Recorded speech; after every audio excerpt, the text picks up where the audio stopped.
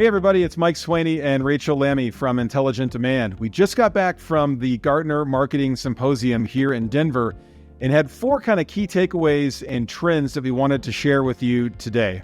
The first trend is all about sales, the sales team and their involvement in an integrated growth program. Rachel, share a little bit about what we heard. Yeah, so in an interesting stat that was released, 75% of B2B buyers prefer a rep buying experience. However, on the flip side, 43% of that percentage regret the purchase after the fact if sales was not involved. What we're also seeing is marketing teams are having a bit of a fatigue in terms of supporting and enabling sales for all of their campaigns. It's not that they don't want sales involved, it's that they feel and have felt in a lot of cases that they are spending a lot of money to help pull sales into the fold, pull them along, and ensure that they are able to adopt into the campaign. They understand what is happening and why, and they're given sales scripts, enablement pieces, different playbooks, things like that to help support. And marketing is not feeling like they are fully getting their investments worth. A lot of times they're feeling that sales doesn't always want to play ball. They might have their own opinions on who they'd like to go after, what the target account list should be, and have different feelings about the campaign in general. Could also end up going rogue and go off script. So marketing is feeling in agreement with that stat, that they want to scale back on sales' involvement, especially early on or even middle of the funnel with a lot of the campaign content that's going to be released. The second key takeaway or trend that we uncovered at the show was the idea of personalization. And personalization is something that we've been talking about for years in the marketing space. But I think, Rachel, we had a little bit of an interesting take on that based on what we had heard at the show. Talk a little bit about that. Yeah, so, personalization, what we have thought up to date is very much, the idea of pushing out some sort of content of value based on what individuals have told us about themselves, something that is relevant to them. But what we're seeing is more than ever, consumers and buyers are very reluctant to share any data about themselves. This comes on the heels of, a lot of large data breaches that we've seen with enterprise companies, as well as a lot of new privacy laws coming out, especially in the wake of COVID and some of these data breaches. So consumers are very hesitant to share information.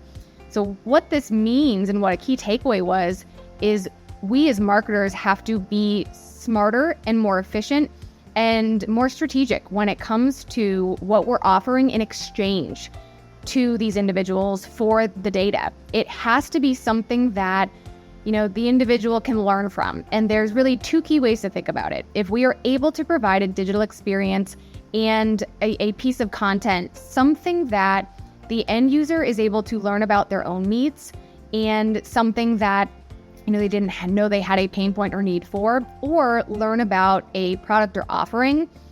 One of those two veins is key to ensuring a strong digital experience in which the consumer or buyer is going to give you data in order to receive and continue to receive that level of learning.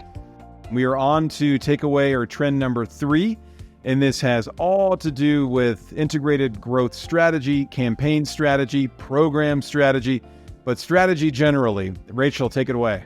Yeah, something that we heard was that orgs that are utilizing 11 or more channels as a part of their campaign to deploy tactics are seeing 2 times as much of a return on their investment. Interesting thing, though, on the flip side is more is not always better. And a trend that we've been seeing and marketers had expressed as well is that it only takes one key insight, one piece of content, one tactic to really help engage that end buyer and get them from the friend zone into a comfort zone. It's that self-activation, I believe is the term that was said at Gartner, often that realization. If we're able to create that moment, that one activity is able to replace a lot of channels and tactics, which gets into another key point that was brought up at Gartner is marketers are really going away from the tactics and channels that have always been tried and true and thought as must-haves within campaigns.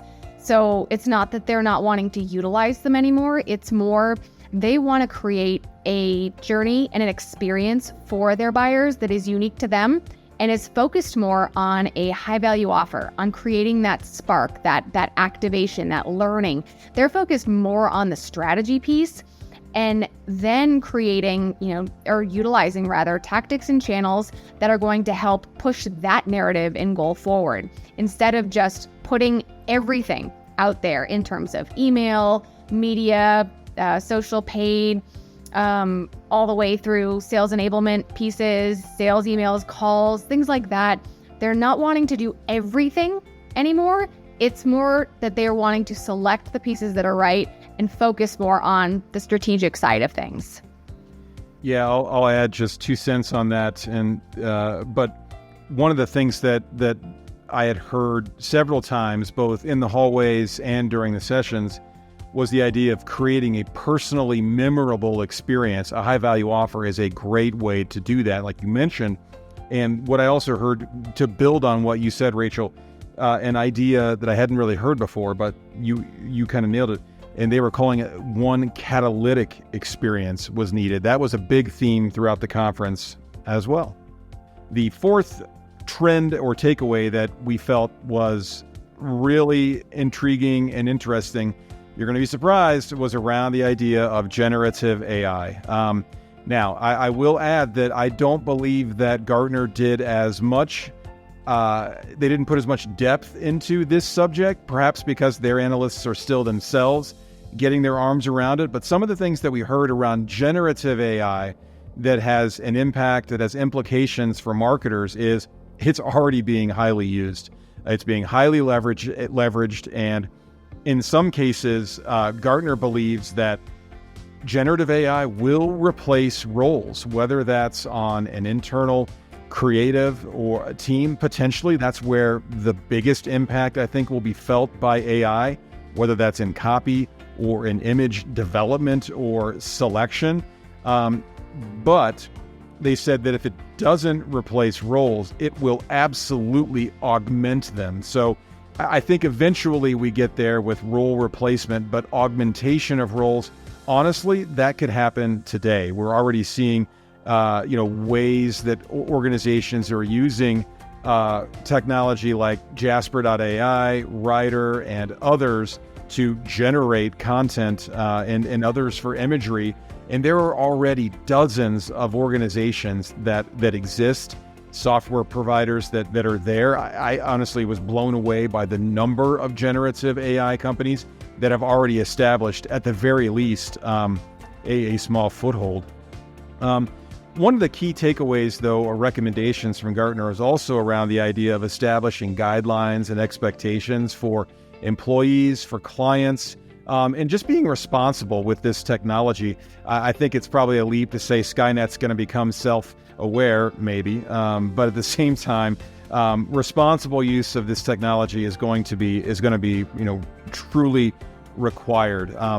Some organizations are using AI already to replace poor customer service experiences. T-Mobile, for instance, is using Selena to drive better customer experiences. And so I think we're going to see this certainly continue to accelerate. I think the key takeaways for us is it's already being used. Marketers need to be aware of that and understand and create a charter for how it's going to be used at your organization, and what your expectations for this tool are, and certainly using it responsibly.